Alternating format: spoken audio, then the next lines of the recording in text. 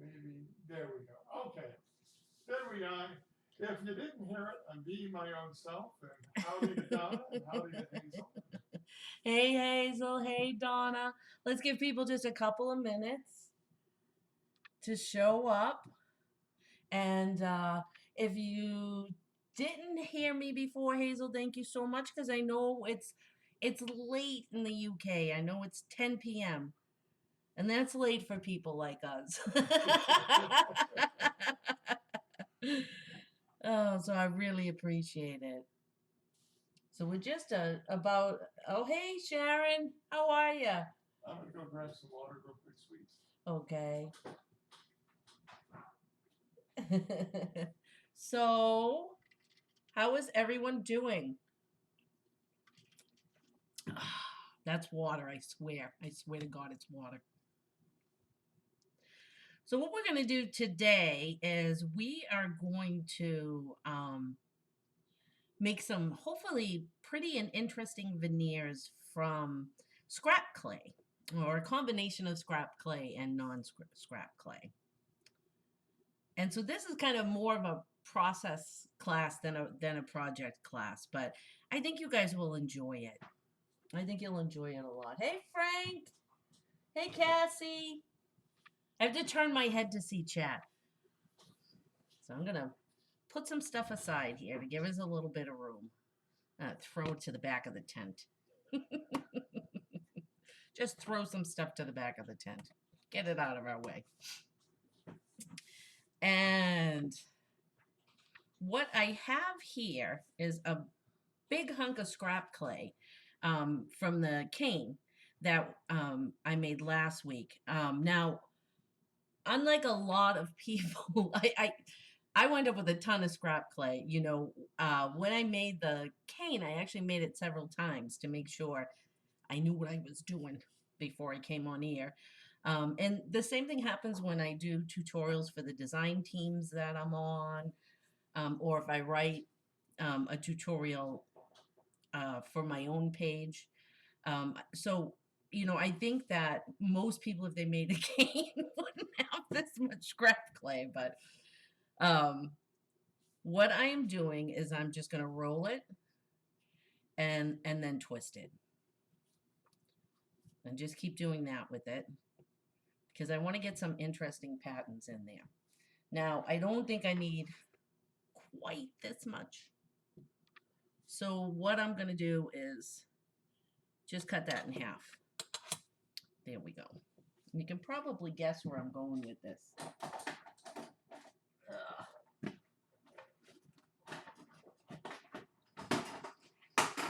Just to make life easier.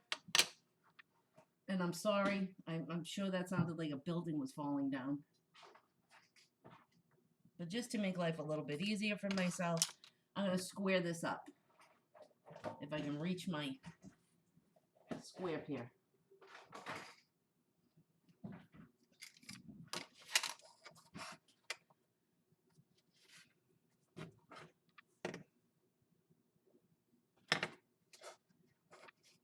Instead of having a log, I'm just going to go ahead and make this into sort of a rectangle shape.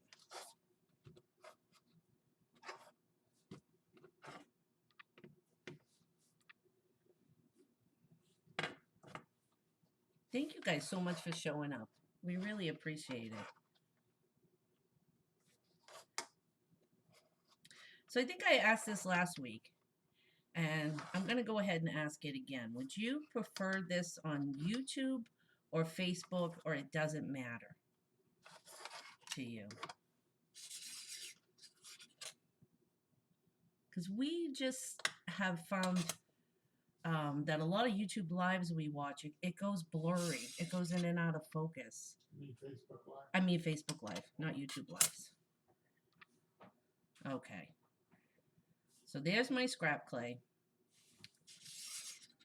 And now I'm going to cut it in half, and you can guess where I'm going with this. So it doesn't matter the chassis. Doesn't matter, yeah.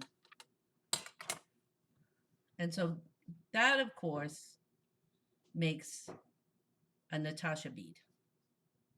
That's a big old Natasha bead. That's a very big bead. But what I've discovered, and I don't know if I'm the first person to discover this or if other people have done this or what, but I've discovered that I can take one half of a Natasha bead and I'm going to flip it over just so the really flat side is down. And I'm going to continue to cut into it so that that pretty side is face down and I'm cutting from the side. And if I continue to cut into it,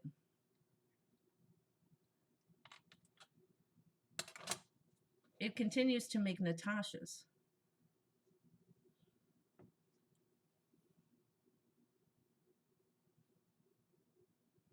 So I don't know if everybody knows this or I've shown it to people a few times and they've been pretty pretty shocked by it.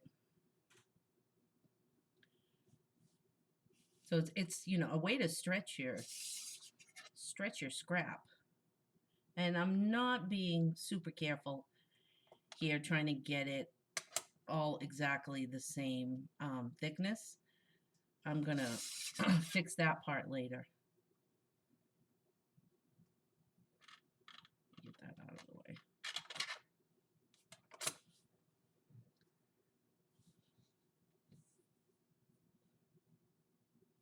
And now I'm going to make a liar out of myself.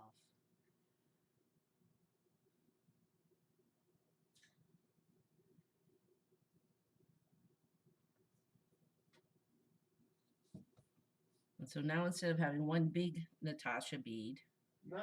Hazel's saying she did the exact same thing this week, making some heart pins like Ron behind. Ah, I love Dr. Lee Hockey's heart pins. I love that whole project. If I think everybody is familiar with Dr. Lee Hockey, he has been making these heart pins for years to benefit the children he cares for. He's a pediatrician. And of course, now I can't remember where he's a pediatrician or anything.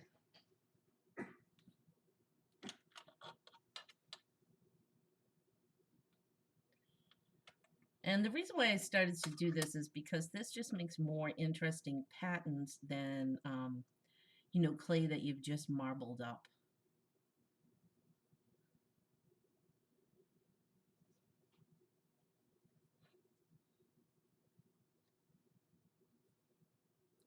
Some wild patterns there. Let's see if we can get 2 more out of this.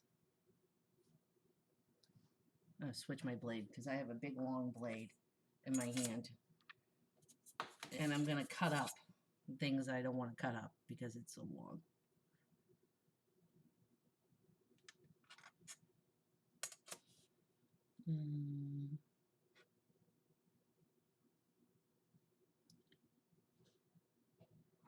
There we go.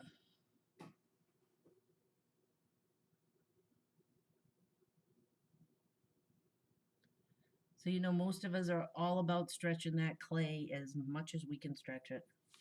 So now I have 4 Natasha beads. And what I'm going to do is press them down on the tile so they're pretty well adhered. I'm looking over at my laptop to make sure I'm not going off screen. And I'm going to use a flexible blade to even them out just a little bit. They don't have to be perfect. And I am under lights here, so it is pretty sticky. The clay is pretty sticky.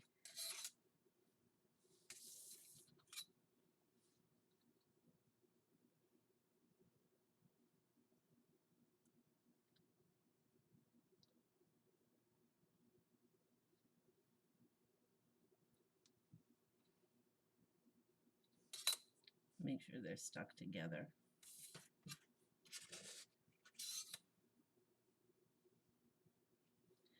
There, that's a little bit more even. We'll do that with the rest of ours. That almost looks like a Northwest Indian coat. Yeah.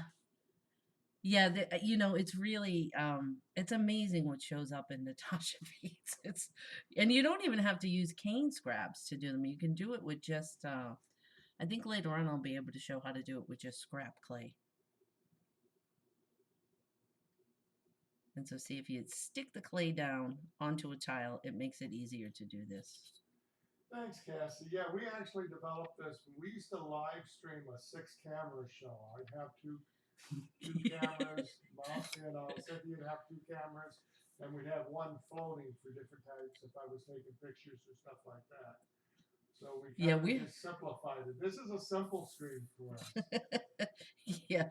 And I have to give Mish all the credit because if it were up to me, you know, I would just be doing slideshows and nothing else. Actually, I'm pretty proud of myself. Over the past few years, I've really learned to use a lot of you know, editing software and um I keep saying I'm gonna go through this YouTube channel and take off all my old, really old videos or redo them because I look at them now and I'm like, oh my lord, oh my lord. You know, most of my life, I was in healthcare, nursing and occupational therapy, and this is a whole new skill set for me. We want to have the right side of the blade facing here. I think see that wasn't stuck down well, so it gave me some trouble.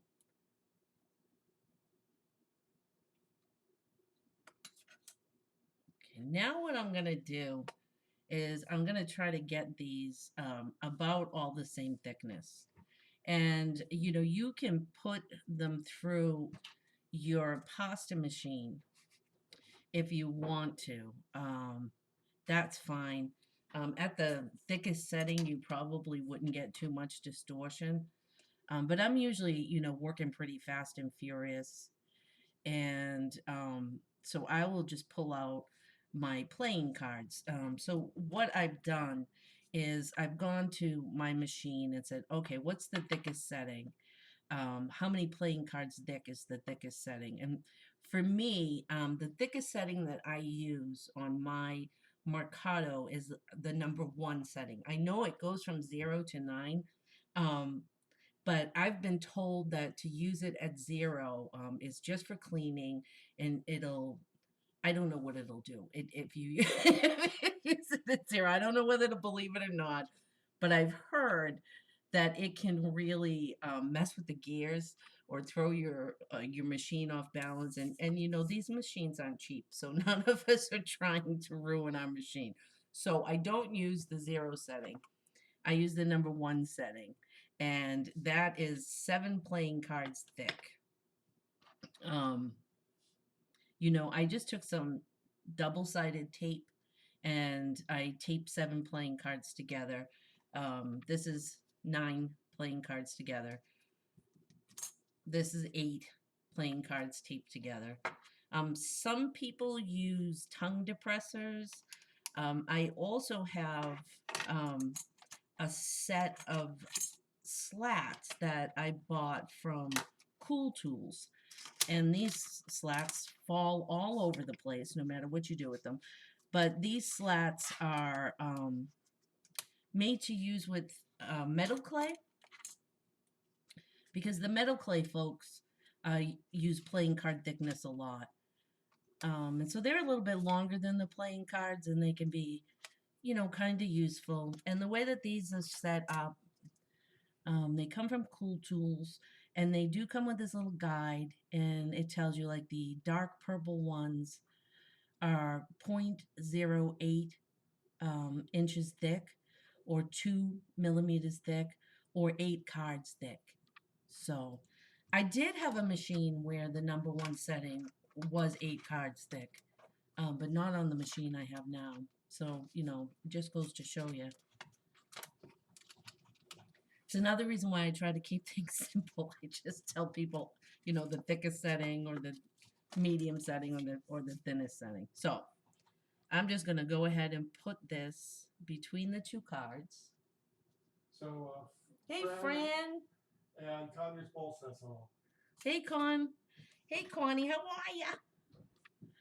So again, I just want to kind of get these all the same thickness. So, you know, I've put it between the two cards. And I'm going to go ahead and just roll. And like I said, you could do this. You could just put it through your pasta machine at about the thickest setting. You usually won't get too much distortion. Oh, that isn't stuck together. That's not behaving. But, you know, the pasta machine's in the other room, so I can't do that. No. I actually did not want to be running the pasta machine for my first couple of streams because it is loud. I wanted to get people to get used to my loudness first. You're not loud.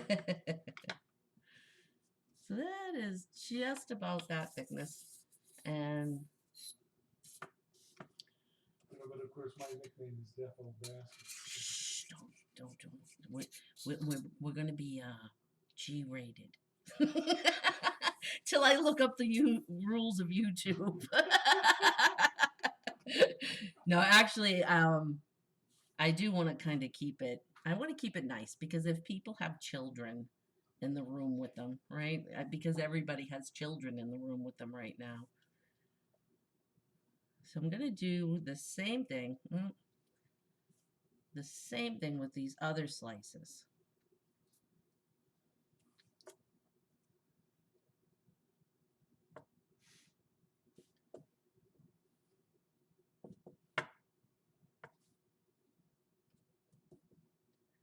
And this isn't, you know, obviously this isn't the most exciting part of the stream.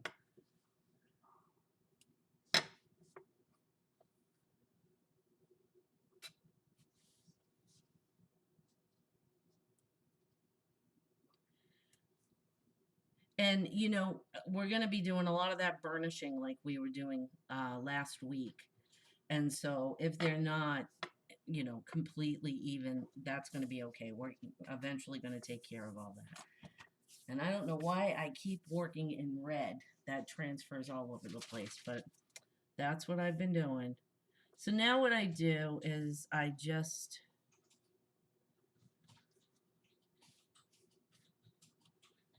sort of line them up. I decide which way I like them.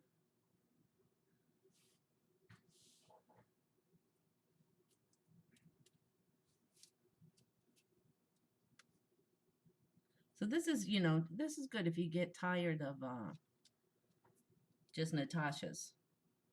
This is a cool thing to do, is to just take them and make a veneer. And, you know, we're going to cut the veneer up. We're definitely going to cut it up. Now you can do this with you know, just scrap clay you've marbled. But I just think these make more interesting patterns. It's kind of a wild pattern right now. That's very wild. Now I just want to kind of get this all stuck together. So I'm going to burnish it. Howdy, John. How you doing? Hey, John.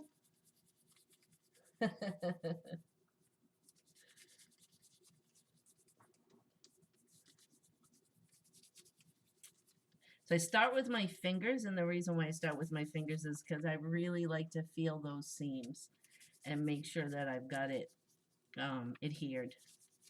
Because once we start cutting it up, you know, we don't want these seams to come apart. And then I always turn it over. And that does a couple of things. You know, if you want this to be the front and you want this to be the more flat side, there's only so much you're going to do burnishing from the top. I talked about this at the end of last week. Because no matter what you do, whether you put all of these through the machine or you know, flatten them out with the cards, and no matter what you do, you're going to have some dips and bumps and things like that. And there's only so much downward pressure is going to correct that, right? I'm going to go over with this is my handy dandy furniture slider. And what you're going to eventually have to do is flip it over and work from the other side. And that's what really will flatten out that front piece for you.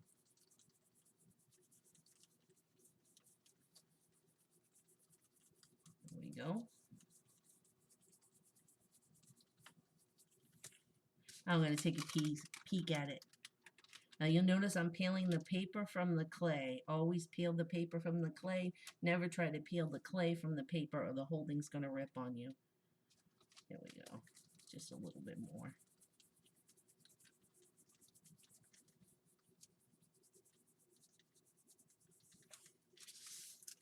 I'm going to peek at the front. And that looks good enough for government work for me. Because again, this is going to be burnished a number of times. So again, I'm going to flip it over here and peel it off the back. And then you can put it back on. But it's not on there too tightly.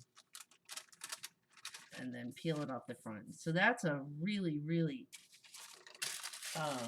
that's a wild pattern. It's not an unattractive pattern, but there's a whole lot going on here. And so the eye would have absolutely no place to rest on here, none whatsoever. It would be, you know, just viewed as too busy of a pattern. So we're going to do some things to break this up. Now, I am not somebody who has a degree in fine arts or anything like that, but I have taken great pains to educate myself as much as possible because I, you know, just wanted to improve my work. And so I have taken, you know, a number of courses and grabbed as many books as I could. And it was either last year or the year before, Ginger Davis Allman started a group called Polymer Clay Success. And she asked me to write a weekly design corner article. And I did that, and I did a lot of studying for that. And one of the things I studied was the elements and principles of design. And each week, you know, I wrote about, you know, I started with the elements, and then I went to the principles of design. Now, I printed out my very first article here so I wouldn't mess it up. The elements of design are line, shape, space, value, texture, and color. And the principles of design are unity, harmony, balance, contrast, dominance or emphasis, and something called gradation. So, you know, I see a lot written and talked about for the principles of design, and I hadn't seen very many people talk about the elements. And you know, the elements are kind of the ingredients, and then the principles guide us on how to put those ingredients together so you can make something that looks good, that looks nice. So what we're going to do next is we're going to think about line, and we're going to use line to create a pathway for the eye. Can I interrupt you for a second? Sure you can. See down lines, hello, and she says that was a great tip you had about the parchment paper. Oh, thank you. That's Just okay that you waiting missed for you it. to slow down. I know. I know. I know. I have so much to say all the time. So we've got this really busy design, and we want to break it up a little bit, and we want to create a line that gives the eye a pathway and hopefully eventually a place to rest. You know, so you have sort of a beginning and then an end, and someplace for the you know, someplace for the design to sort of start and end, and you're going to sort of guide the eye around. So one of the first things I want to talk about is, line. I mentioned that before. And now, when I did the elements of design for Ginger's group, oh my gosh, I think it was 12 weeks. I spent 12 weeks on line. Some instructors will tell you that line is the great unifier. Um, and there's some things that, I read about line and I said, well, I guess I kind of knew that. But nobody had ever really made it clear to me. So I'm going to go over those with you. So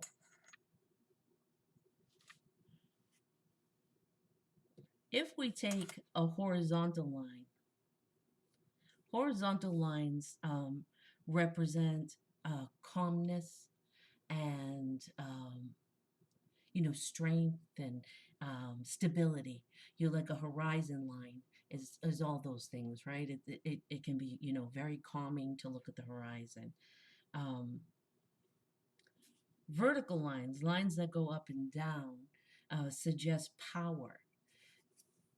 Think of, when you go into the city and you see all those powerful, tall,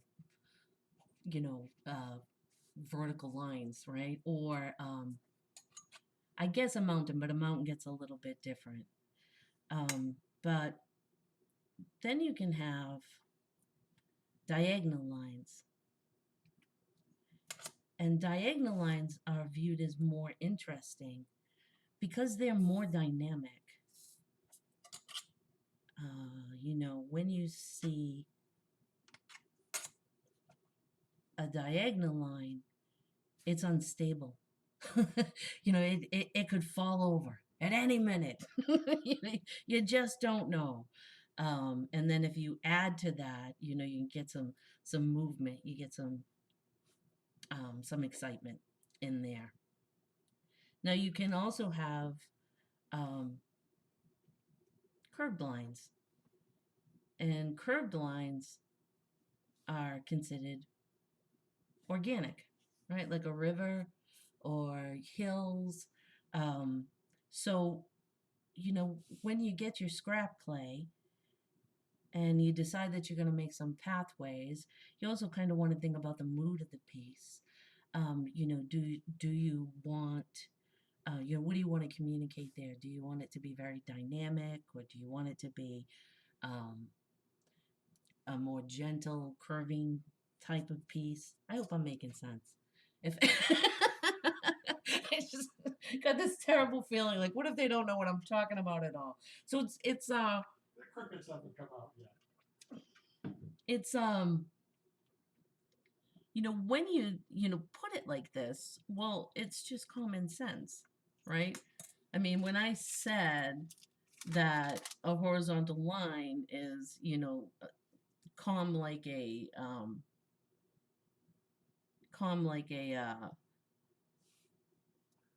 horizon, you were probably like, yeah, so what? Big deal. But you probably hadn't thought of it in terms of that before.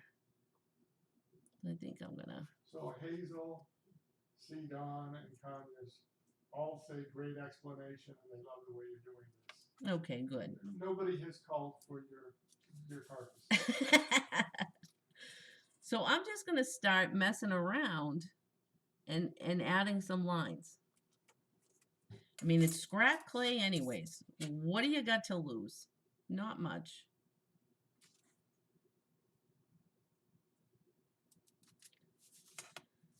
So I'm going to add this diagonal, but up here in the corner, I'm going to make it skinnier. Why? Because I like it. So I'm making this whole veneer, right? And I'm going to make all these interesting parts and pathways and so on. We're going to put the lines in here. But then we all know, for example, if you want to make this into jewelry, we're then going to impose another line on top of that. We're going to take a cutter or a template and impose another line. And that's another kind of interesting thing that happens. So Cassie says that these are things I really haven't thought of. Thank you. Yeah, they're kind of cool. So I'm just going to get that stuck together. Fred says because she's the boss.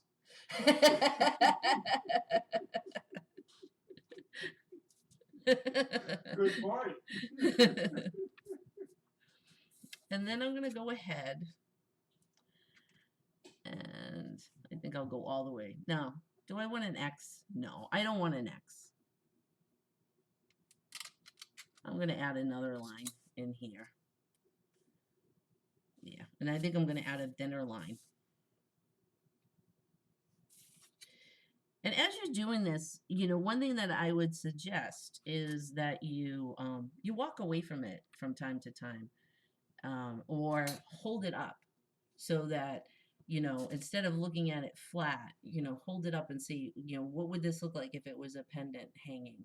I love making brooches. Other people don't, but I really like making them. You know, what is that really going to look like? Is it going to look like the same way that it looks when it's down flat on the table? Because let me tell you something. Sometimes it doesn't. Sometimes it looks really good flat on the table, but it doesn't look really good when you when you pick it up.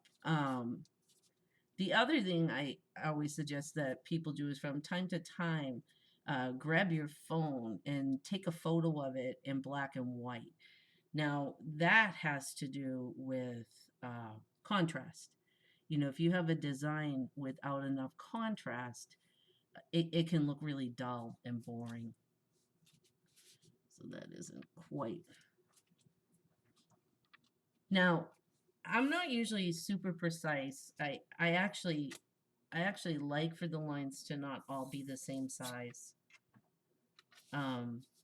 You can do something very symmetrical if you want to. I'm not all that interested in it, but you could do something really symmetrical. I think I'll go here. Right here.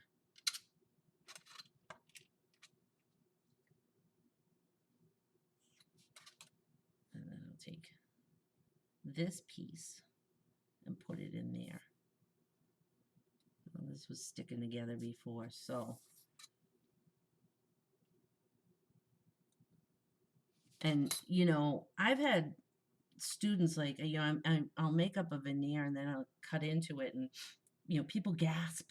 They're like, what are you doing? You just made something really pretty. But, you know, there's more clay in the world if it doesn't work out well. And, you know, this is the way you practice it. You can read about elements of design and principles of design until you're, you know, blue in the face. But until you actually start practicing, you know, you're not going to get it. You're just not going to get it. So, you know, not everything is going to come out great. Not everything is going to be the, you know, the prettiest thing you made or the coolest looking thing that you ever made. But this is how you do it. This is how you figure it out. And I'm saving all these other little scraps too, because we know that polymer clay is like that, right? It's like, I always say it's like the old Star Trek episode with the tribbles, you know, that keep multiplying. It's the same thing with polymer clay and scrap. You know, you think you're using up your scrap clay, but you're not. You're just making more scrap clay. There's no such thing. So this is a little bit willy-nilly, but you can see that that breaks that up a little bit. Now, another thing that's really... Are you purposely doing motion to the upper right? Motion to the upper right. Yeah, because the piece makes my eye go to the upper right. Well, yeah, that's a very strong line there. Okay. That's a very strong line there. And sort of no matter where you are in the piece, it brings you back to that really strong line.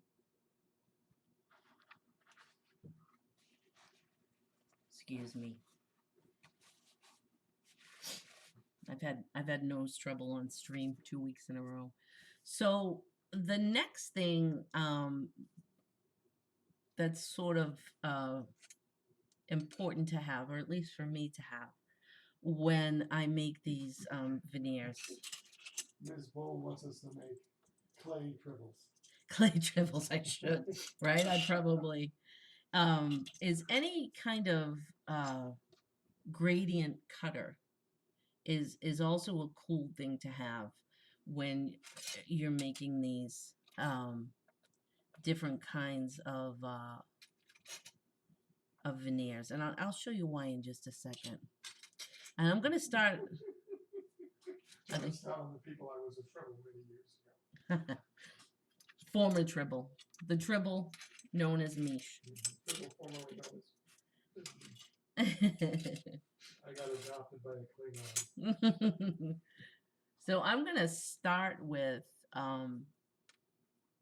some circle cutters, and I use circles a lot, and I've been criticized for it, but the reason why I use circles a lot is because I figure everybody has circles.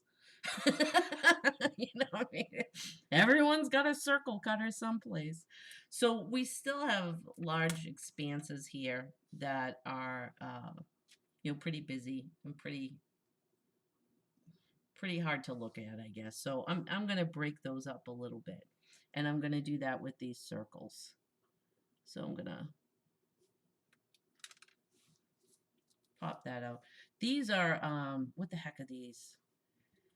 Kemper cutters.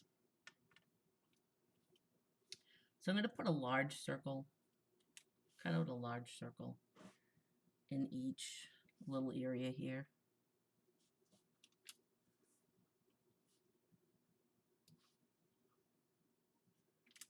And I'm basically, I'm putting it where it fits. I'm not, There's no physics to this. there's no physics to this. I just did that. And then I'm going to make a decision. I think what I'm going to do is I'll go ahead. I'm back on the white. Can they see? Yeah. I'm back on the white, and I'm going to cut some circles from the white. This is a cut and replace veneer. These are one of my favorite things ever to do. This will keep me busy for hours and hours on it. And then that means that Mish and John can play, what game are you playing these days? ESO. Oh yeah, that means a lot to me. They're playing ESO. You're gonna make me have to look it up. Elder Scrolls Online. Elder Scrolls Online. Okay, they're playing Elder Scrolls Online.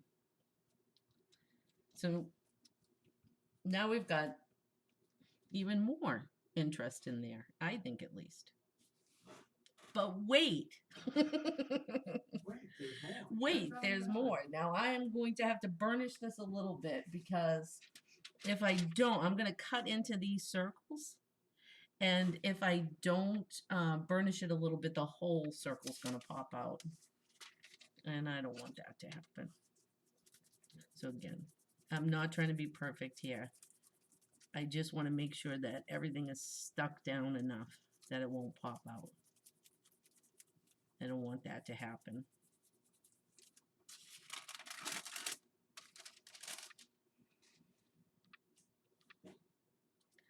And I'm going to take the next largest cutter, and I'm going to cut into these white circles, and I'm not going to try and do it evenly. And the reason why I'm not going to try to do it evenly, honestly, is it's very difficult to do it evenly. So if you do them all off center, it makes it look like you did it on purpose. And I might have to peel that up. Oh yeah, Deborah, it'll be up. Welcome to the stream. Hey, Deborah. Yeah. Yeah, we'll leave it up. Thank you so much for coming.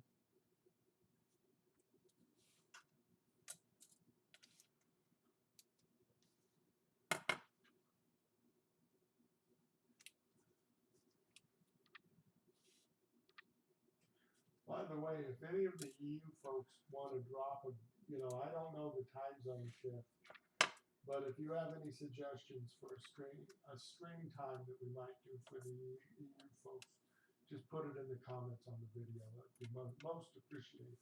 We have UK folks here too, right? I And kind of group them all together in America. at least he's honest about it. At least he's honest. And now I'm going to take those first circles that I cut out, and I'm going to cut out and put those back in there.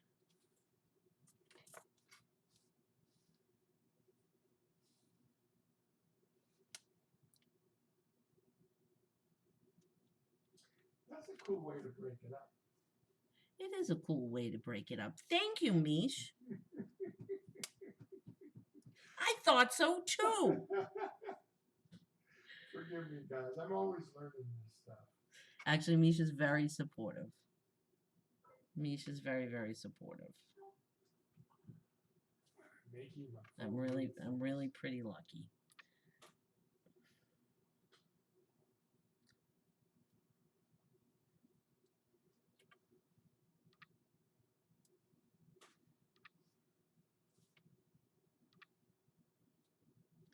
We'll put you in there. Put you in there like that. All right. Now, I don't know. I think that I probably am going to add a few more. I'm going to go. You're going to come out of there. Come on. I know the lights are hot, but you got to come out of there. Maybe over here. Right here.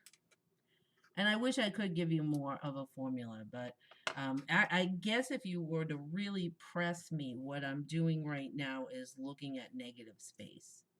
And I'm deciding, if I put a circle, a white circle or something there, it makes some nice negative space.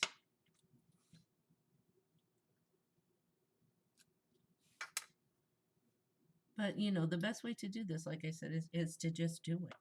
Just do it. Now we'll get thrown off of YouTube. Nike will come and throw me off of YouTube. There's other words we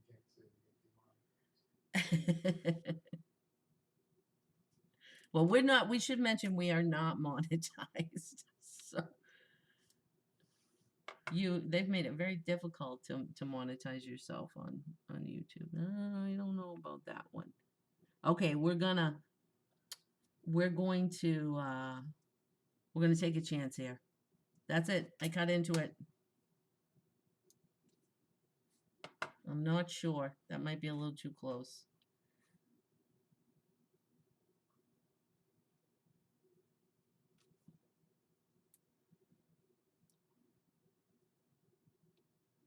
And so, again, this is called cut and replace. It doesn't get much simpler than this.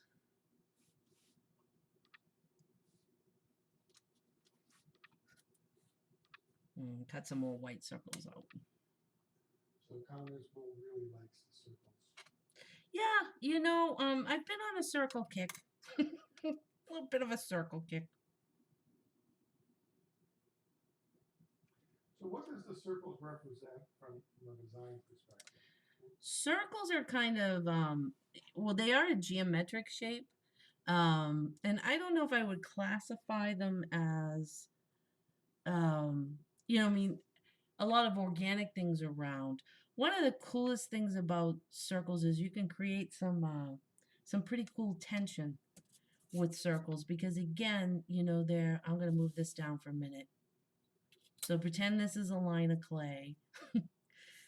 So if I put it here, on just a horizontal line, You know, it's got a little bit of tension there, right? Because it's a circle. It can roll away.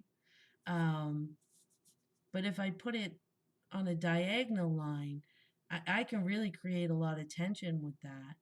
Um, if I put it up here, you know, there's a sense that it could kind of roll down there. I can put it way down here, and you can kind of get a sense that it's going to roll all the way off. So, but I guess the biggest thing to keep in mind about circles is they are considered kind of unstable. But they're also, you know, as I'm doing this, I'm getting kind of a mod bubble feel. Yeah, no, I understand that. Because it's almost like positioned the right way, you could almost create momentum in the piece. Yeah. Not just move. Yeah, I didn't put these circles in such a way that you got a sense that they were going to roll up or down this Yeah. line, but I could have. So now I'm going to take one of the, I call these wire ferrules, but I think they have a lot of different names. I've heard them called bootlace ferrules. I'm going to save all my little circles because I could do something with those later. I'd ask any husbands online how many circles have they put on the bottom of their feet when they walk around the clay. How much clay have you put on the bottom of your feet? It's another thing to ask. When I mix the clay for you once a year, I have clay on my feet for about a week. Yeah, I am actually always really grateful that Mish does that. So what I'm going to do here is I'm going to cut more circles in there because I'm just never ever happy unless I'm cutting circles. And again, I'm not going to try to get them right in the center because I want to be sane by the end of this project.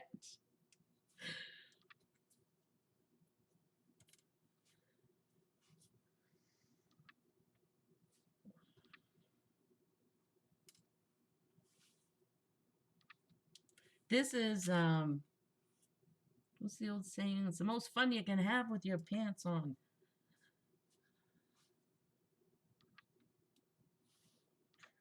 You thought what I said. Because we go swimming. Oh, it is getting near that time. It is getting near the time to go. I'm always afraid I'm not going to have enough time. No. It's getting near the time to go swimming. Oh, okay. No, you go as long as you want, sweet. We had a snack.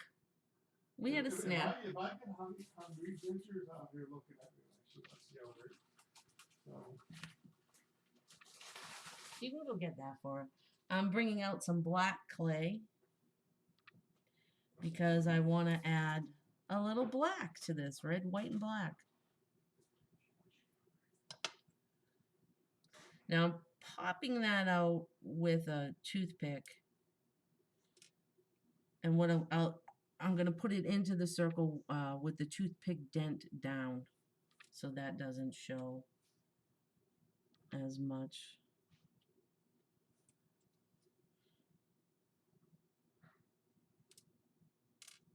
I'm so glad you guys are liking this. I didn't know if everybody would just say, hey, lady.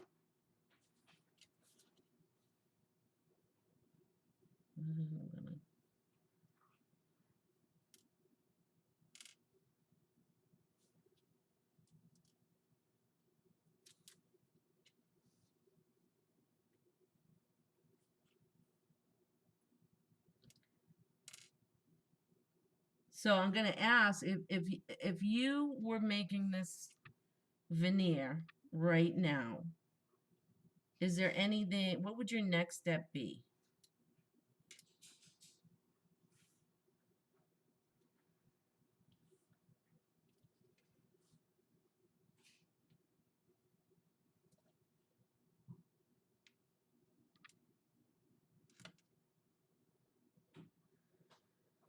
Mish needs a mic.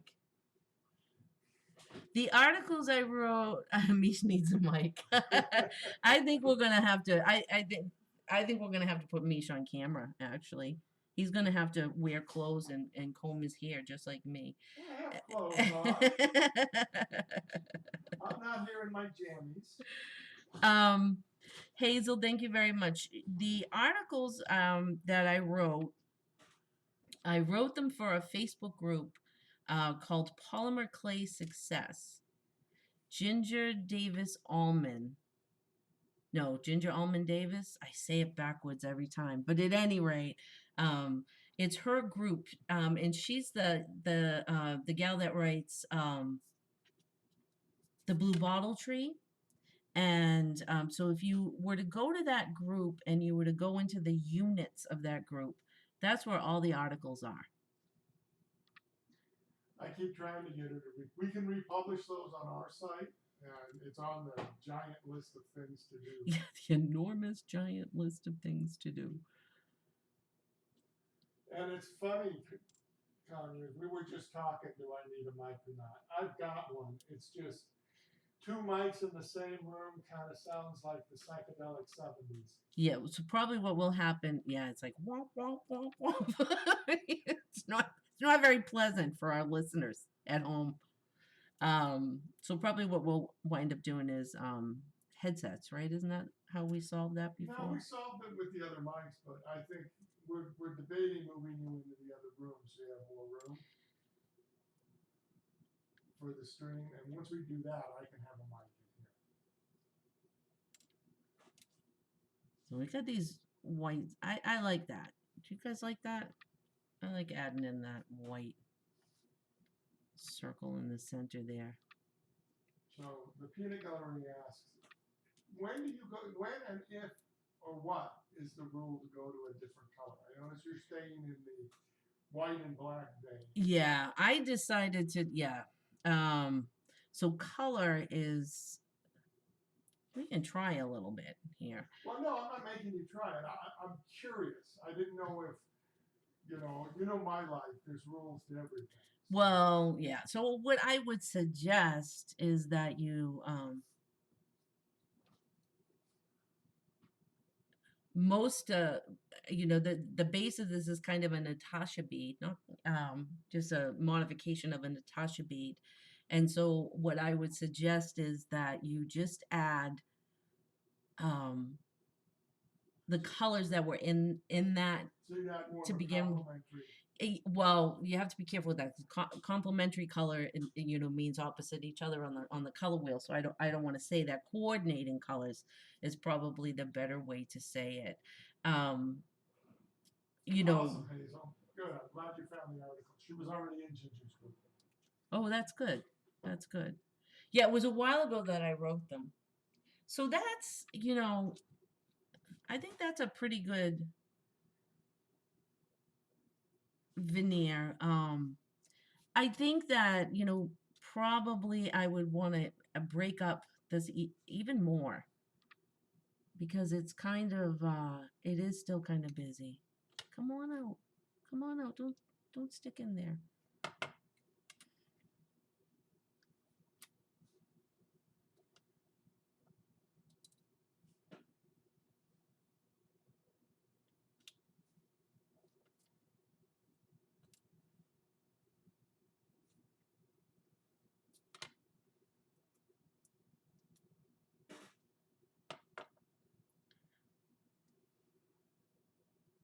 And I wish there was kind of more of a formula here.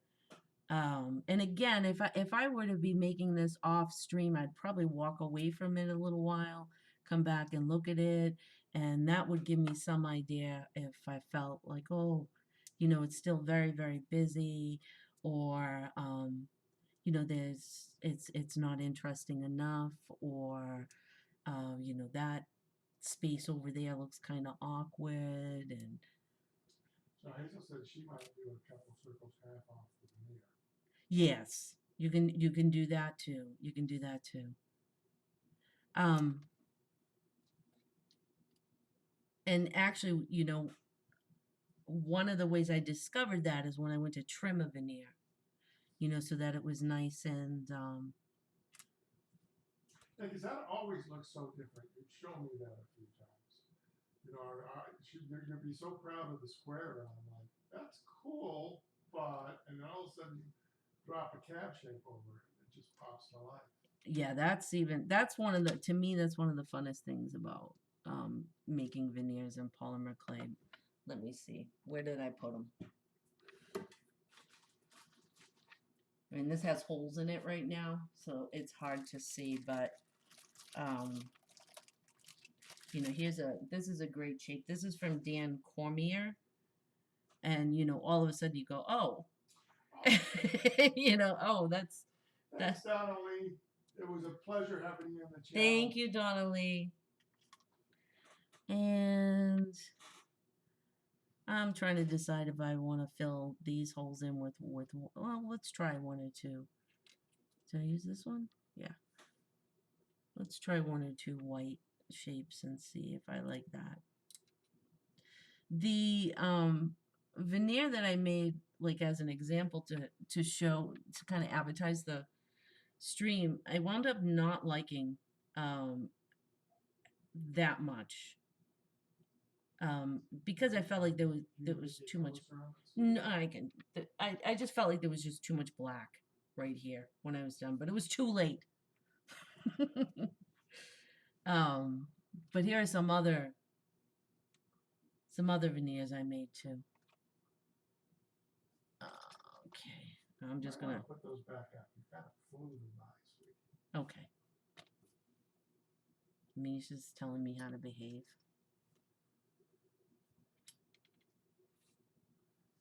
I mean, I like those, honestly. I like the way, and it's really more the bead piece. I like how the red or orange accents that. Mm-hmm. So you talked a little bit about color before. So this orange here, that was the colors of the original cane. And I decided to get really brave and mix that with a complementary color, the color that's opposite to it on the color wheel. And so maybe I'll talk about color another time. But the way to do that successfully is I was pretty careful not to have the green right next to the orange. I kept other colors in between them. So you kept that neutral zone. What, right, so that it wouldn't gray each other out. And I also was careful about the amount of orange and green. I didn't just do like orange and green stripes right next to each other. And then yes, I added the neutral white and the neutral black. Okay.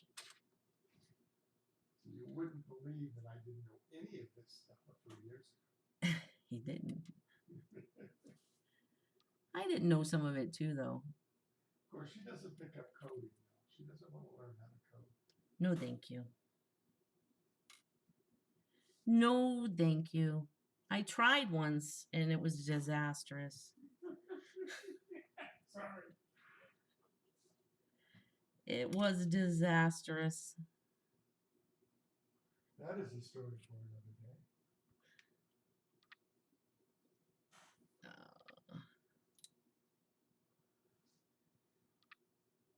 And remember, folks, if you guys want to see it closer, you know, just let me know. I can zoom in and out at my leisure.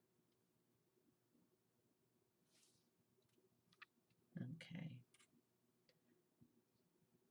Now, probably I mean, I showed putting a template over this entire piece. You know, you kind of get to, you know, move around and figure it out. And here's where your lines, you know, really come into play. Let me fill this in. Right? Because you think you're doing this randomly. You think that you're randomly putting a template over the piece and, you know, you're just picking what's pretty. But, you know, I almost automatically went over here to the corner. And if you look, when I talk about pathways, we're going up and over and up. Now, I don't know that I mean, that's a wild pendant. So I don't know that I would use, you know, I might cut this out and then cut it in half again and make one half black and make one half, you know, this color, or make one half white. Now I did want to make one more veneer tonight, so I'm gonna very quickly, if people can hang out. If you can't hang out, let me know and I'll stop this.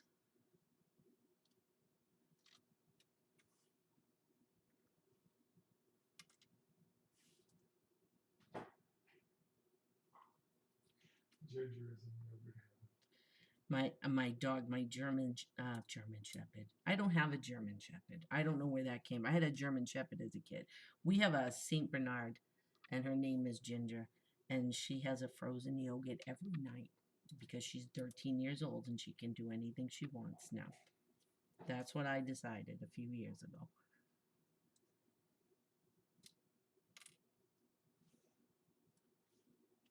Now from here, I would do that burnishing trick again.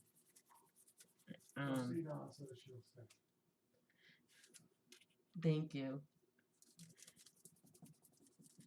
I would do that burnishing trick again. I would get this all burnished very, very smoothly, flip it over, and I might stick with this as a veneer. Like I said, I might, I might cut a pendant from this.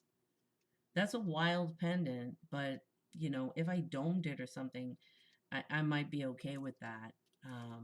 Or sometimes what I'll do is, I'll cut this up and then I'll put this into a into a sheet of clay and make a whole nother veneer. Like I said, it's amazing what you can do with it.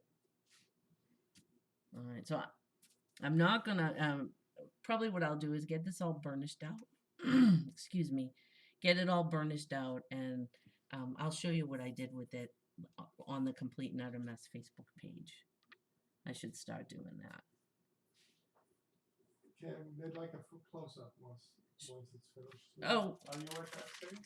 So yeah, you can come in close up on this now. It's not burnished very well, so it's gonna look messy and lumpy. But that's am I in the wrong place? No, just leave it. You're all right. There we go.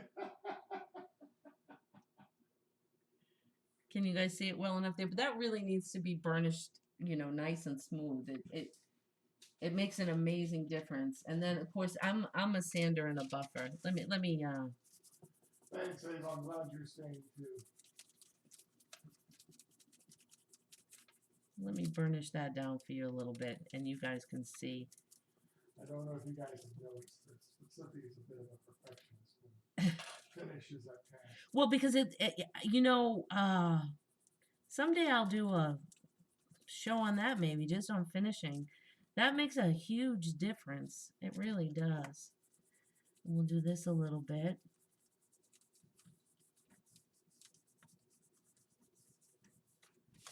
Flip it over. Looks a little bit different on the other side. Sometimes you wind up liking the other side better than. I'm going to peel this back. So see, that's one side of it. Some of those circles have a lot more interest. Yeah. Well, that's why I do the whole thing with the... And that's that side of it. I did want to show one more, so if some people can hang out, I'll show one more. And if some people can't hang out, then that's okay too. So I'm going to use the same technique I used before. I have some scrap clay. This is actually scrap clay from the veneers I showed you before. So this is scrap. Scrap. That's yeah. That's scrap. Scrap.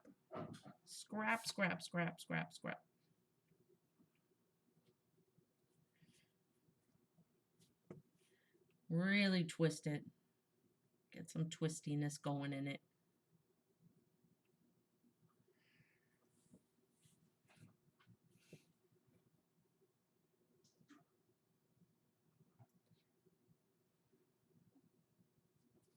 We'll make a smaller veneer this time. Now, I'm a little bit concerned because I talked to you about the green and the orange, so I'm going to take a good look at this one before I go too far. You know what? Let's not even. Let's not even take that risk. Let's go with this scrap clay.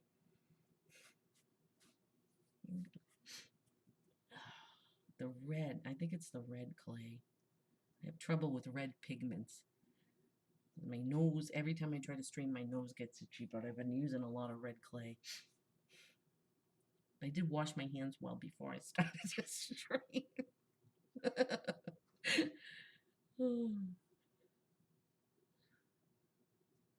did you have for snack then? Oh, yeah, peanut butter. I had peanut butter crackers. I think it's the red clay. More and more I have trouble with red pigment. Nobody knows why. And I'm going to square it up a little bit.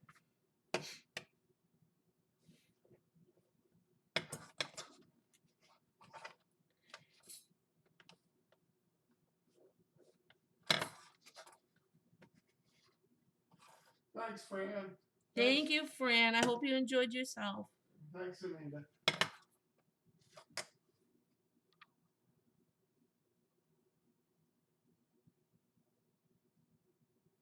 Oh, I didn't even see Anita was here. I As I didn't. said, the twins. Oh, okay. That's right. I said hi, you two. Seem throwing me under the bus. Misha's throwing me under the bus saying I said hi to them. Well, I did. I'm not throwing you under the bus. Just stating the fact. Throwing you under the bus would have put it like, I said hi, but, you know. So I'm going to cut this in half, and that's our traditional Natasha bead. And that is beautiful. Ooh, that's sexy. Yeah, there would be. Yeah, now it's really hard for me to, I started doing this with Natasha beads that didn't come out so beautiful. But if we continue to cut into that Natasha bead,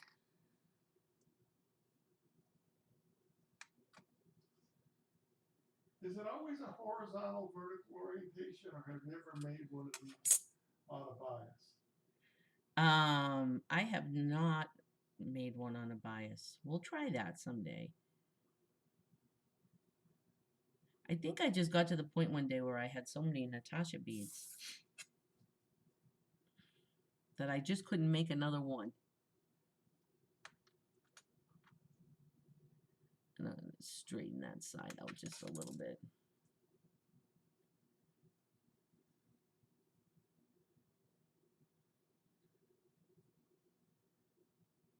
But, I wanted to make scrap veneers, and I was using a lot of marbled clay, and I decided that I wanted to have just a more interesting pattern.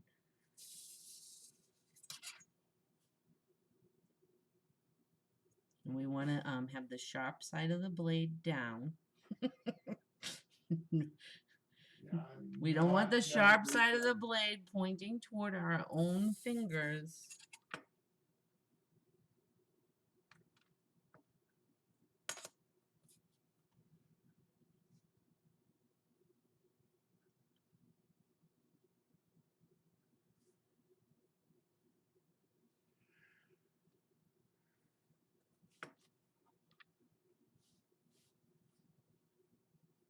Because this time I'm going to straighten them all out at once.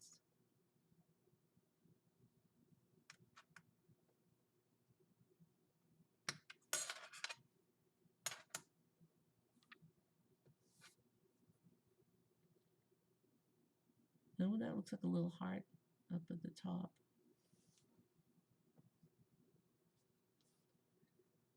Just kind of stick them together. And then I'm going to get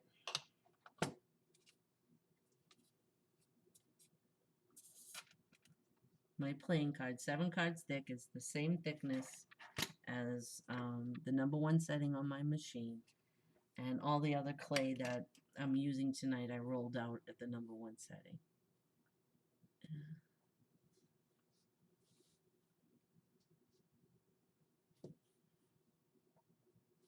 And this doesn't have to be perfect because, like I said, later on we'll burnish it down.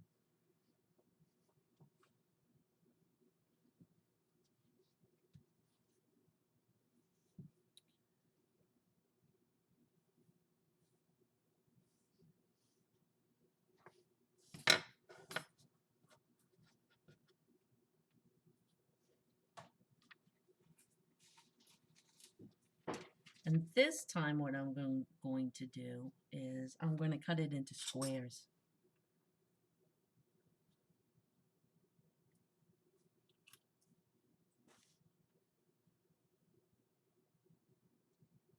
I'm just going to make as many squares as I can out of this.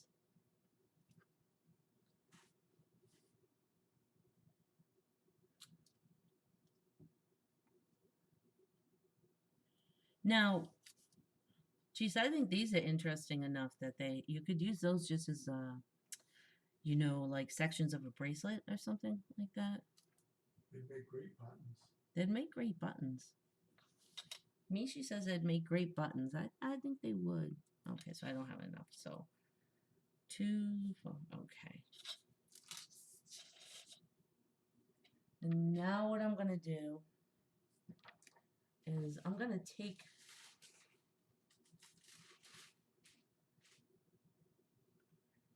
another piece of scrap clay that's similar in color. It adds some colors to it.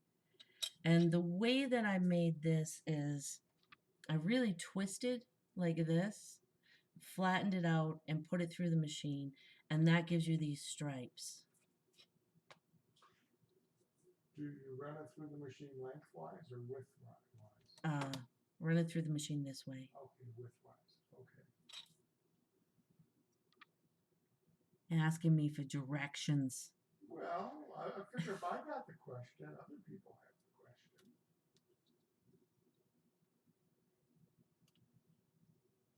the question. I use scrap clay like this a lot. 2, 4, 6, 2.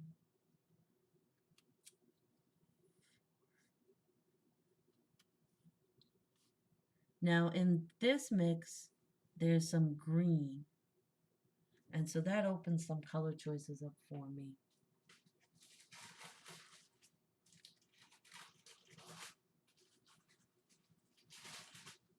So this is just this is a custom mix. I'm not going to say it. It'll be mad.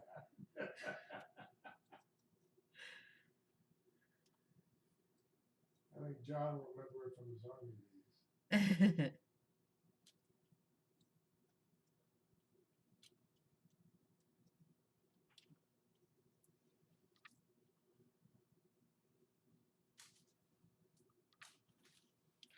I'm just going to see if I put those together. Do I like that? I think I do, but what do you say? Should we add some white squares to that or dark blue squares? So what's going to be the mix of the lined squares? So well, before I even decide that, I'm trying to figure out if I have enough contrast. Almost everything I have here is kind of mid-range. The white, you know, is a bit more contrasty. So I think I'm going to add some white, and then I could add either a dark brown or a dark blue. I was thinking the dark blue. That's because you're not brave and crazy.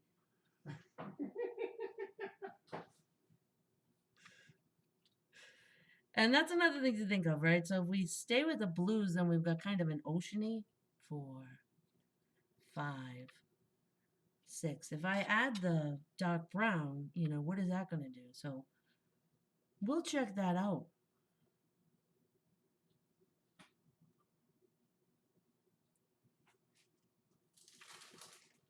I think we'll check that out. If I rolled it out, we'll check it out. And I think I did.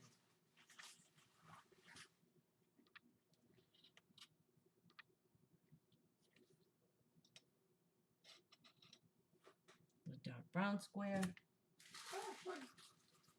Yeah, that'll work. Yeah. Because the green is earthy and the brown is earthy. So I think that's why I'll do that. That sounds good anyways, doesn't it? The dark brown reminds me of chocolate cake.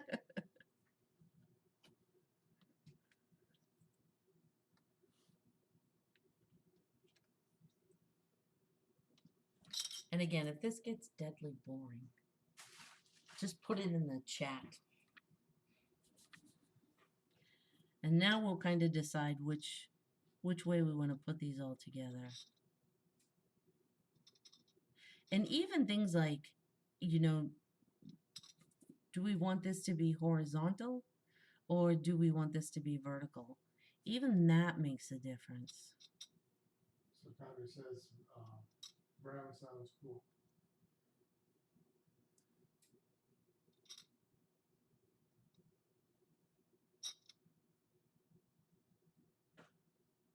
So this is Scrabble with colors. Scrabble with colors.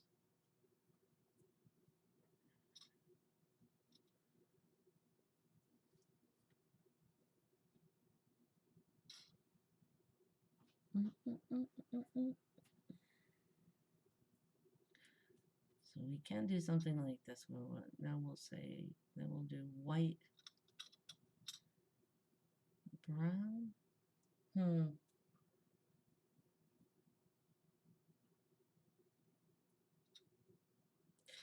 So this, I'm going to drive myself nuts with this. And that's okay.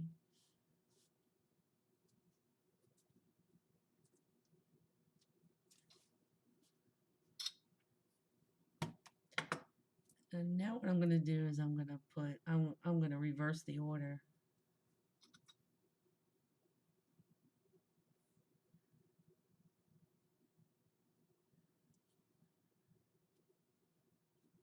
Nope.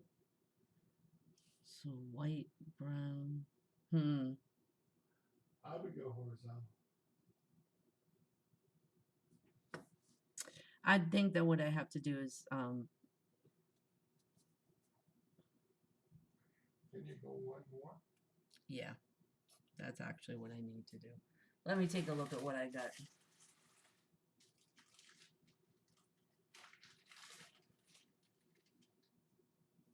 I have this. Ooh.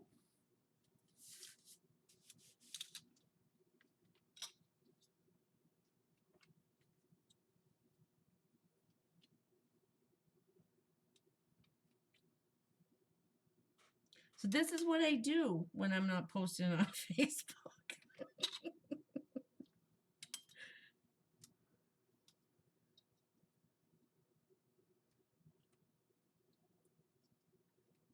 Yeah, so we need an uneven number. All right, so keep that in mind. You want an uneven number.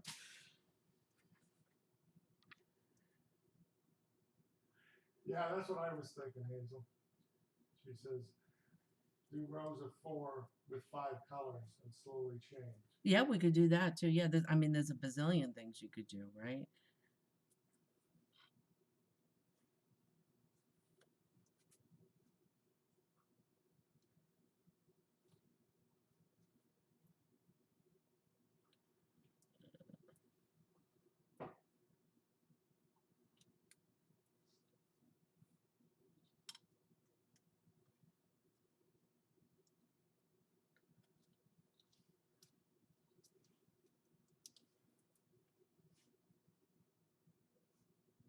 And I kept that one kind of horizontal. I'll make sure I'm not off. Am I You're up? doing fine. I'll adjust if you slide down. Okay, let me get these out of my way here, and then we'll be able to. So this in itself is nice, but, you know, I hope you know we're going to cut it off. We're going to cut it all up. I'm getting kitchen counter ideas. Yeah. You could do your whole kitchen this way.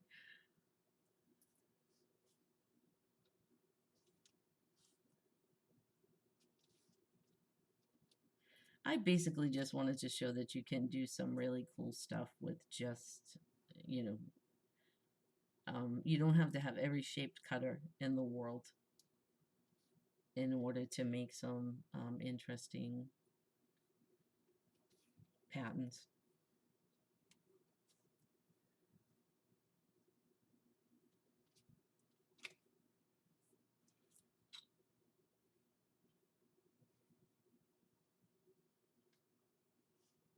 We're almost done. We're almost done with the boring part. I find this fascinating. Well, I've turned you into a clay geek. It wasn't hard.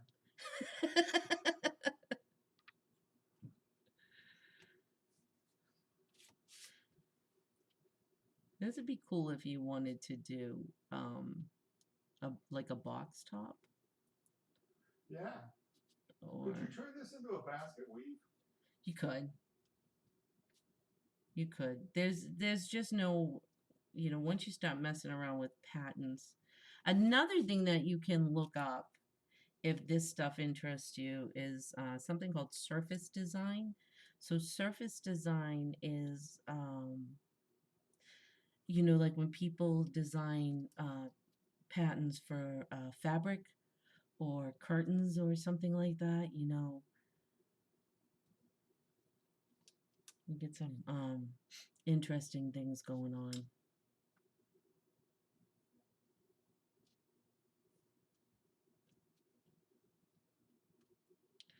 But you most assuredly could.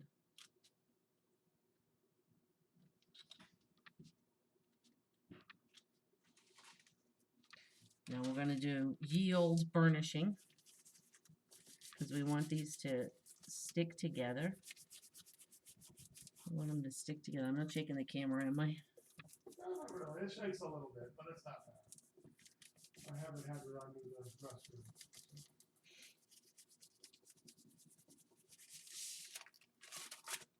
So, peanut gallery question. Sure. Does the burnishing, is it all friction or is it the heat as well? I think it's both. Again, I don't want to give away somebody else's secrets, but I just do this like with patty paper, and I think the heat from my hand. I'm keeping my fingers as flat as I can.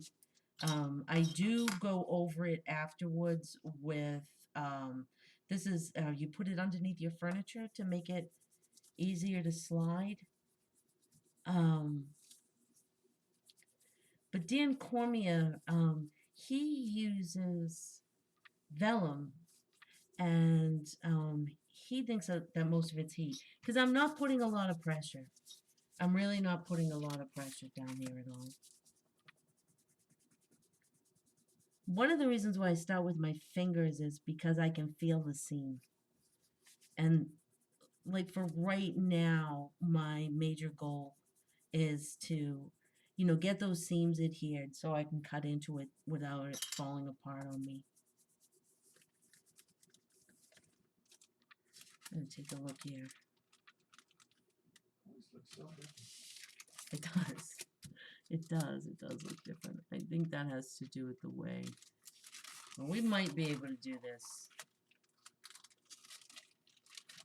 So basically what I'm going to show you is how I did this, but in these colors. So the first thing that I did was I cut a circle in every single square. And I just sort of alternated the top corner, the bottom corner, the top corner, the bottom corner.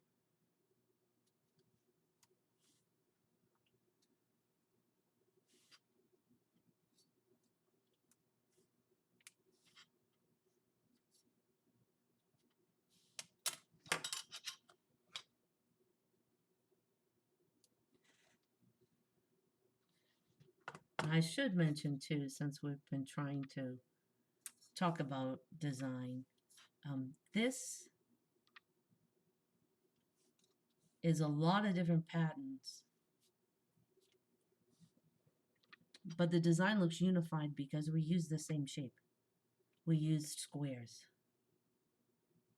through the whole thing. So if I go, so now in the second row, here I started in the upper corner. In the second row, I'm going to start in the lower corner, and that mostly has to do with just a little bit of variety.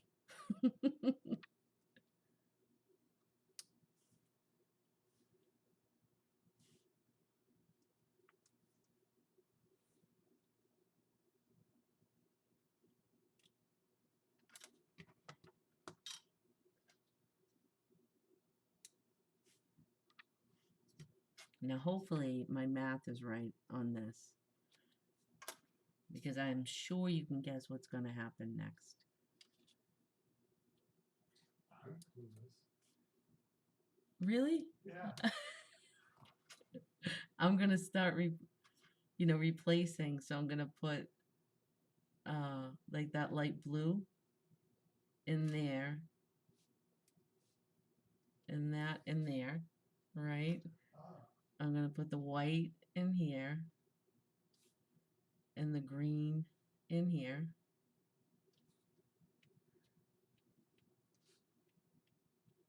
I'm going to put the brown in there, that in there.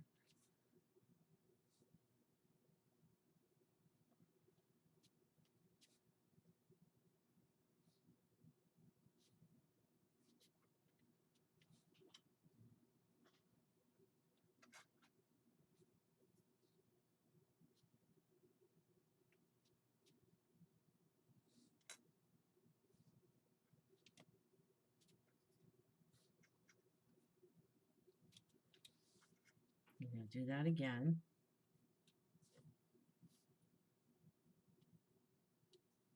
Yeah, so I did the math right. Oh, I'm happy.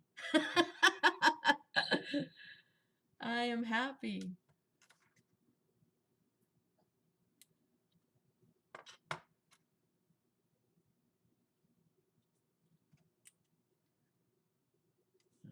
I should have a pin tool to do that.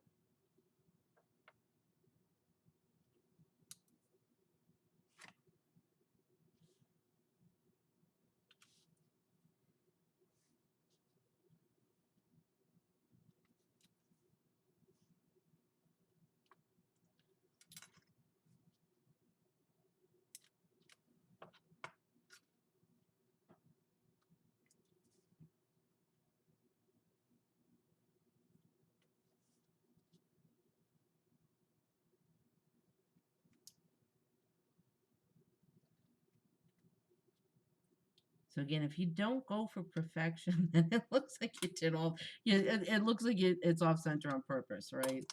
Whereas if you're going for perfection and you don't get it, that's a problem. should that not be a light blue? I'm sorry. Thank you. No, I know it's your choice, but No, you're right. I am. okay. And then green. And then white. So always have some extra. In case you mess up and you need to cut a circle.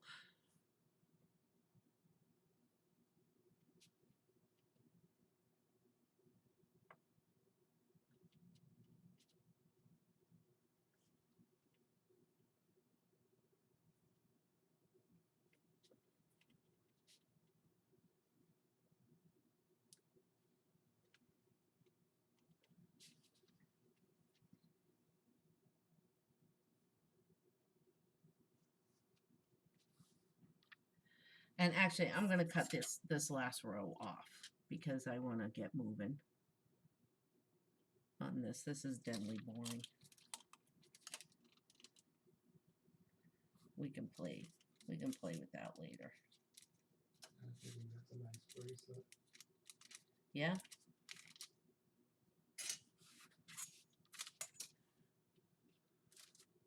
If you haven't noticed, folks, I'm the king of the kibitzers. All right, so we're going to do a little bit of burnishing just so things don't pop out on us.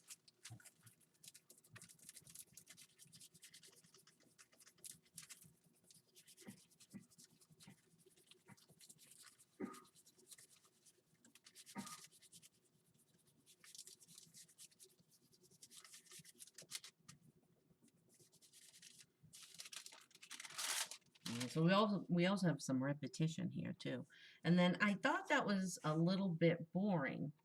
So the next thing I did was, let me do this larger one, is I did that switcheroo again.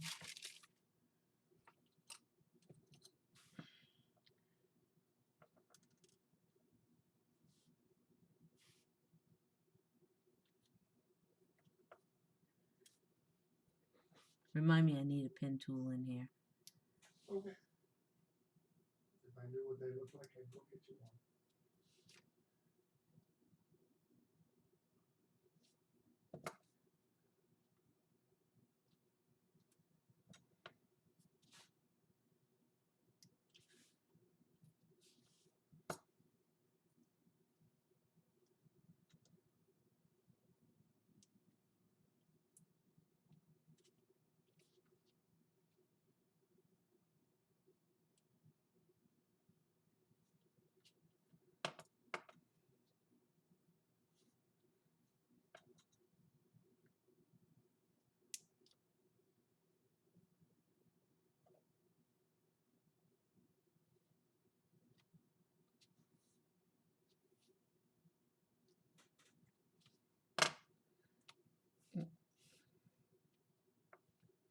So it's been a long time since I did anything live like this. And you know, when I make tutorials and slideshows for the design teams that I'm on, I sort of pride myself on not being, I guess, succinct. You know, where I don't, you know, I try to move it along from step to step, so you know people don't have to sit and watch a video for 4 hours. That's the joy of editing, right? Yeah. So I'm just really afraid I'm being boring.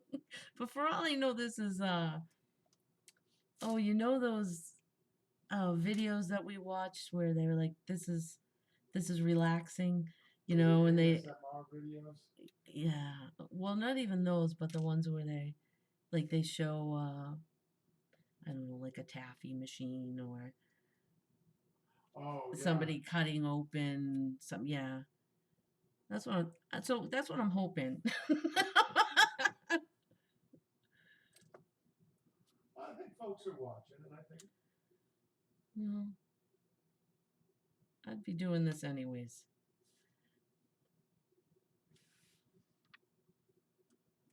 So I'm going a little fast and furious here, and I'd probably be a little bit neater with all this stuff if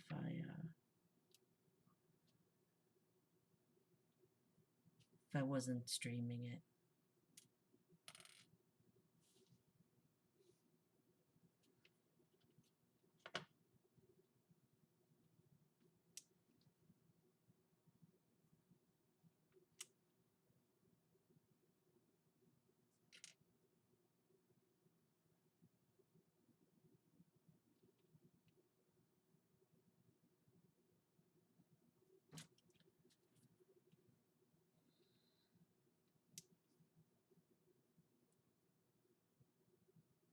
I love these little cutters. There's so much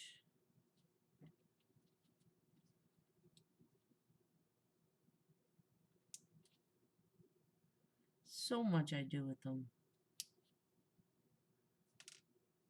You know, you can use them to cut a hole for a jump ring.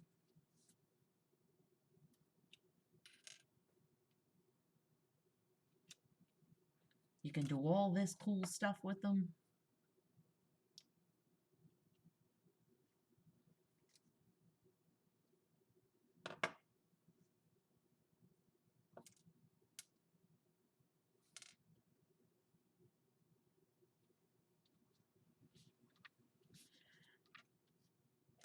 And then what I did is I went in between, right at the intersection of 4 squares.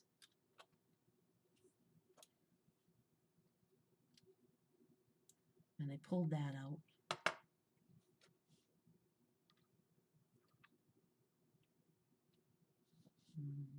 look on the camera to see if I've got it. No, that one, I'm going to put that back together. There we go.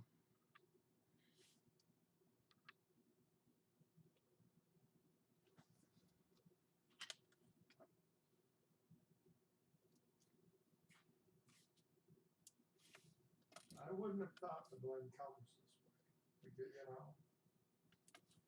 The colors I put together? No, I wouldn't have thought using the circle. You know, you're really using the circle to distribute an interesting color palette. Yeah. Yeah, that's what I did.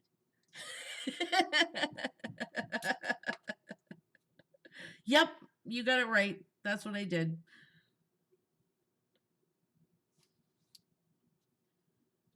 All right, so let's see, that was 1, 2, 3, 4 squares. And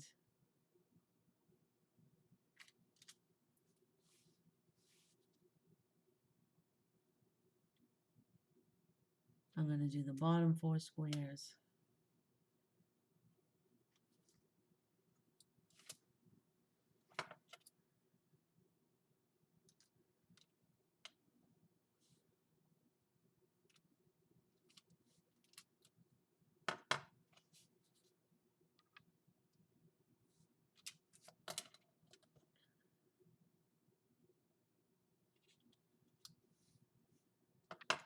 And then I, did my best to switch them around.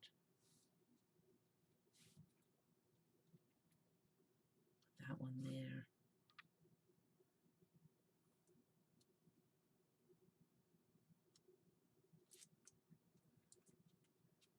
Just to try to make things look. Yeah, it really is a fun retro kind of thing. I agree with you. I was going back to laugh in when this was first starting to shape up. I mean, yeah, I suppose there is a laugh-in influence here. But,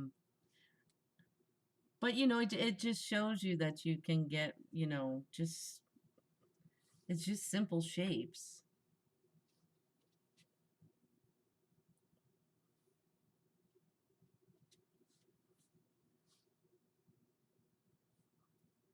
Now I'm a little bit messed up, but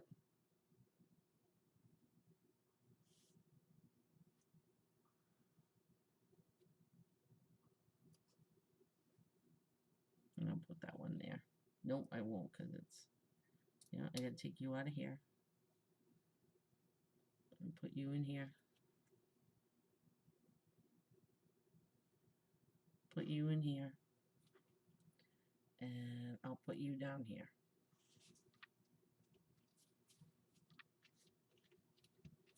So again, this is kind of messy, but you can get some kind of cool. Now, again, I probably wouldn't make this big of a pendant with this pattern in it. I'd probably, cut it in half or cut it, because this is more of an all over pattern. This one doesn't really have a path.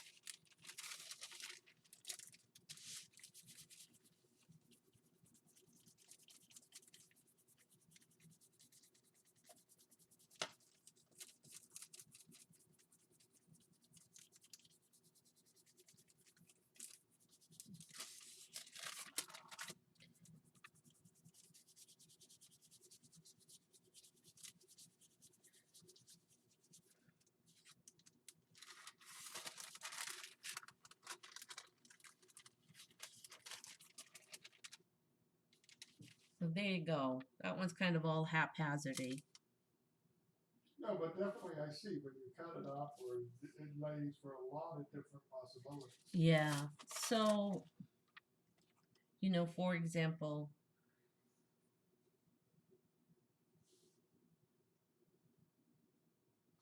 that is kind of busy.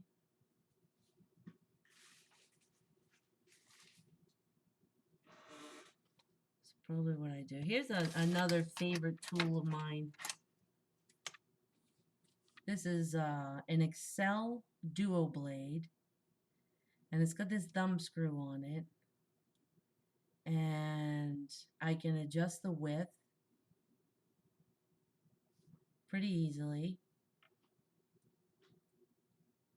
And then that makes it easy.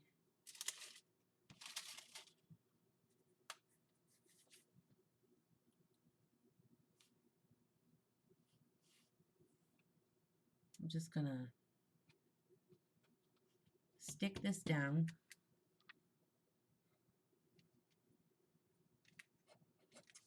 Cut a strip of clay. I don't know why I didn't use this earlier. Stick this down pretty well. Cut the same size strip.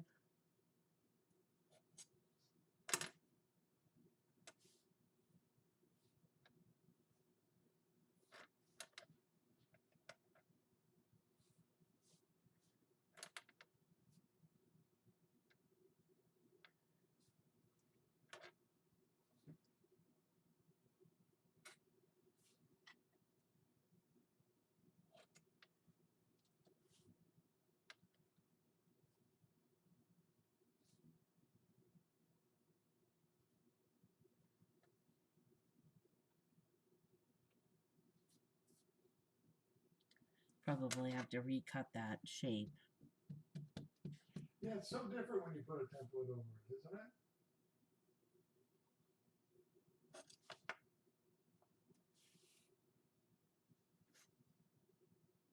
isn't it? It's actually kind of a, and I tell people that, like with canes too, when I was at Indie Jam this year, people were making canes and going, "This is a terrible cane," and I was like, "Just put it together. You'd be really surprised." Or yeah, cut it up. So I'm sorry that I used the same pathway so many times tonight, but and then probably what I'd do. That's not really big enough, but Nice, I'm glad, see, Don. Yeah, that's kind of our goal, right? We both enjoy this kind of stuff, and so we really, I just have the talent behind the camera, but Cynthia's really got the gift.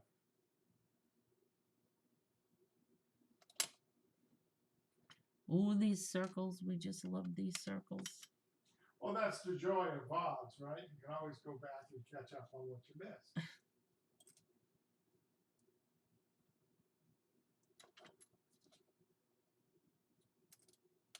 So I guess this past nearly 2 hours. By the way, every stream. I don't think I have enough. I don't have enough. I have all this stuff off to the side in case I had to show you something else. But this entire nearly 2 hours is, just my way of saying play with it, right? Read up a little bit on design, read up on the elements of art, not just the principles, but also the other. Not that the principles aren't important, because they are. And to me, this is still not quite right. And I think again, it's I have a little path in here, but I don't think I really have a good place for the eye to rest. I wonder what would happen if I did something more like I put a curve, a textured curved piece right there with something in the middle, or maybe, but I would mess around with that some more. And of course, I very often sketch before I even start to make a veneer. I'll sketch something up. But let's just try to make one more. Let's use a different shape for one day. Let's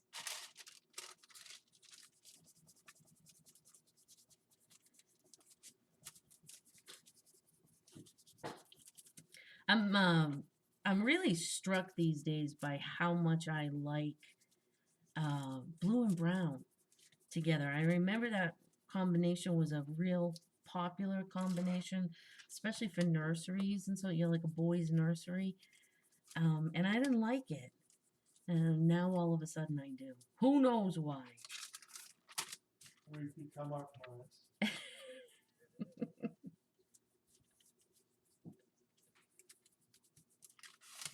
I know. That is that olive green that all those I really am. I'm taking back to my mother's kitchen, right? pull it off there. Pull it off here.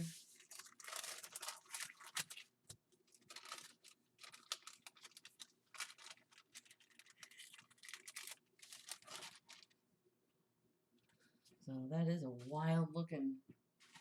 That's wild looking. You have a go-go dancer cut out. Me's just asking if I have a go-go dancer template that I can use.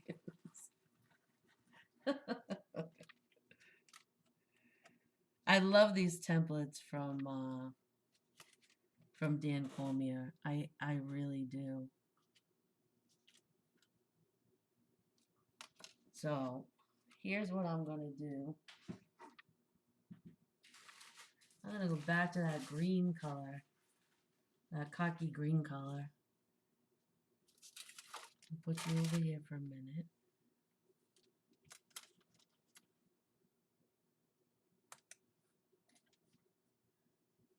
I have my blade straight up and down. You don't want to go this way, you know. You don't want to lean to the side. Have your blade straight up and down. Some people use a pin tool.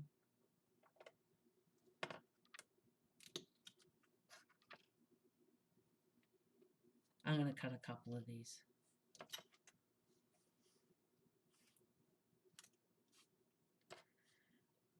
And you know, I'm an amateur, right? So don't cut yourself short.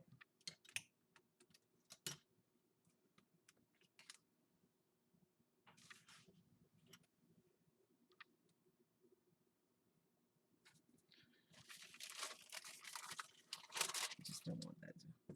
This is really not burnished well enough, but it's going to be good enough for our purposes.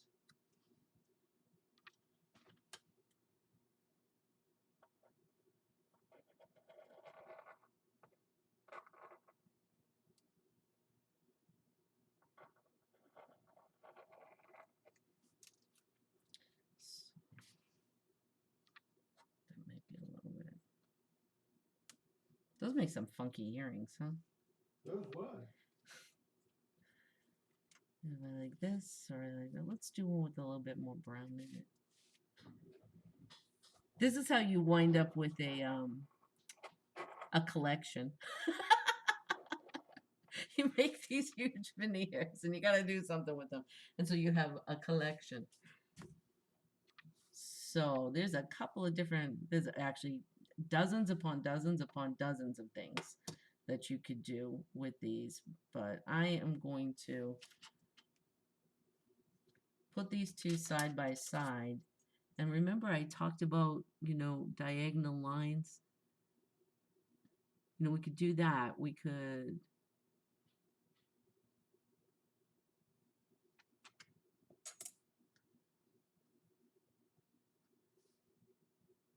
oops, I'm sorry.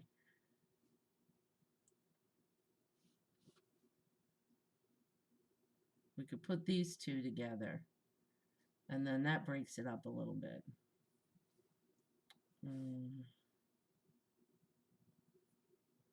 Put these two together, and then that breaks it up a little bit. We could put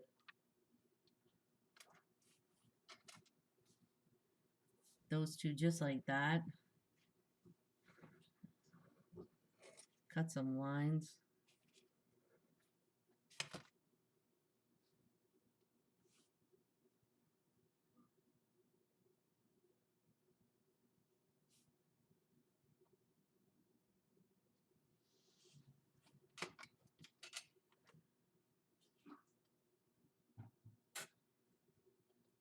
Put the lines in. I'd probably put the template over that and retrim it.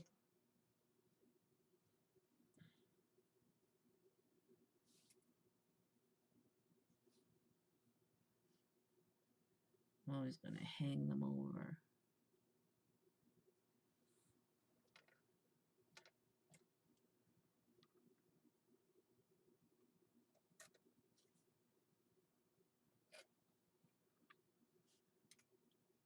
Again, that would need to be retrimmed. Probably what I would do with this one here is I would make what's called an implied line. So we go swoop up here, and then I would take you on a little trip. It's not an actual line. We're going to, if I put two circles like that, they're not touching each other, but your eye interprets that as a line. And then we could probably come down here.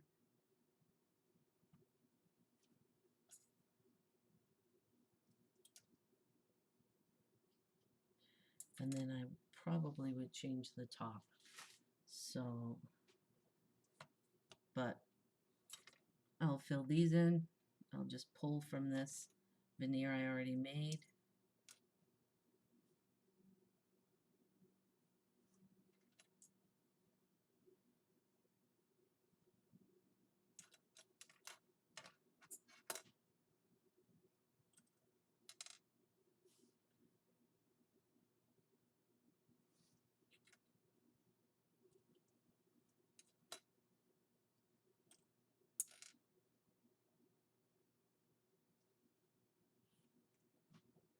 And then maybe what I would even do is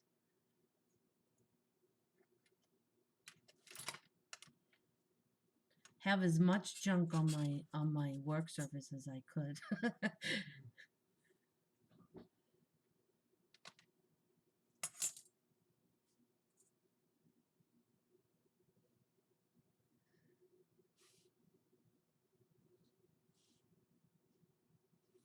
You know, you can just keep going on and on and on. But again, eventually what I would do is I would retrim this so that it was the actual shape it was supposed to be. We actually should probably put another brown line just for consistency. We should put another brown line.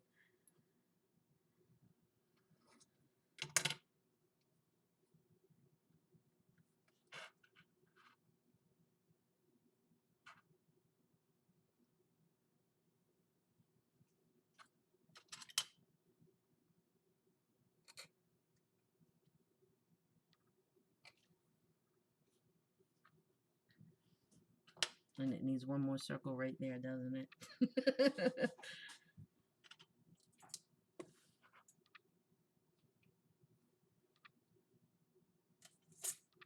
So, that was a little insight into how I make veneers and then how I cut them into pieces.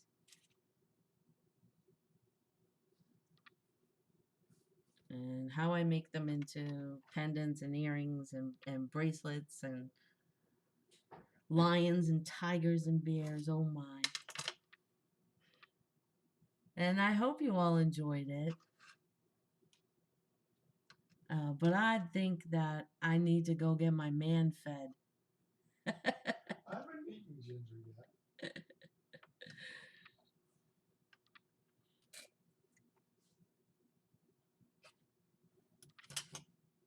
So these are very, very messy. These are very, very messy, but... And we could probably add, you know, there's just so many things you can do. Would, you know, it'd be midnight, we'd still be here. But, you know, just try it. Put your scrap clay together and try it. I like this one better than this one. This one's Night, Hazel. I am so glad you dropped by. And please, if there's a time you would like to see a stream for your zone, let us know. Right? And we are thinking of maybe doing Facebook Live too. If we can get the quality that we want out of Facebook Live, we'll do, you know, maybe we'll do that one at like 2 in the afternoon or something like that. So this guy is okay. This guy's okay, but this is the guy I really like. We plan on it. It's Friday. Wine gets opened up when we're done. We have some lovely mushroom ragu with some risotto. So I'm gonna stop. I'm gonna stop right I there. know you don't want to, sweetie. Yeah. It's been 2 hours. 2 hours. Did you want to show what you did with that veneer you did last week? I'm making a box out of it. I haven't even come close to. No, Is that fine, what I you're can see talking about? The top? Well, if you want to, you. It's in the kitchen, right? Yeah. I don't know where though, because I was sanding it, so we don't know where. But really, you guys, thanks so much for stopping by, and I really hope you enjoyed it. And I think you finally found the chat. Hey Beth, long time no see. So the Facebook page is so this is partially sanded. The cane that we made last week, the no blend cane, I'm making a box out of it. And I'll show you guys that when it's all said and done.